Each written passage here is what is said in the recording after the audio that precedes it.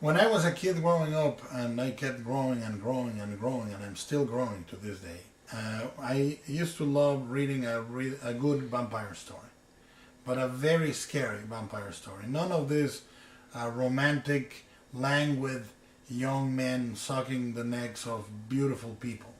I loved a really chilling story about the undead that made you realize the otherness, the scary void of an animated corpse that lusts after your blood.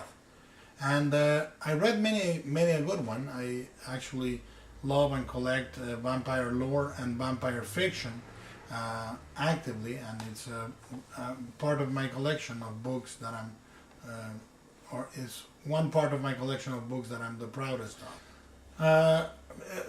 I tried for the scares in the strain to occur all in recognizable environments.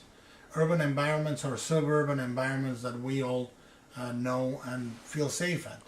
You know, a gas station, a basement in a tenement building, the streets of New York, Times Square, a police station, or living room, a kitchen, a bedroom, a tool shed. All these moments happen in places that are normally quite safe for us. And each of them tries to be very specific in how that sense of safety is broken and violated. And they also try to be very specific about how each of the feelings of these vampires is acutely detailed and painful to read. So you will experience this sense of dread and horror along with the victims in the book.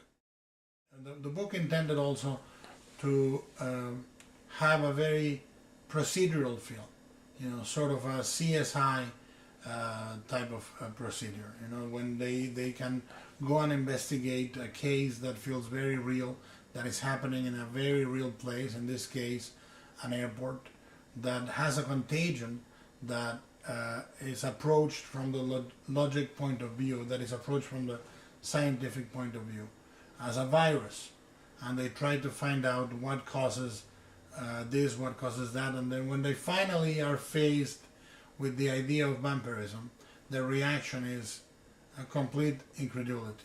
But I tried also to make the vampires as menacing and as real and as absolutely disgusting and alien as possible. I tried to make them into a plague of creatures where you do not recognize the humanity, but our own inhumanity in them. I hope you enjoy the book.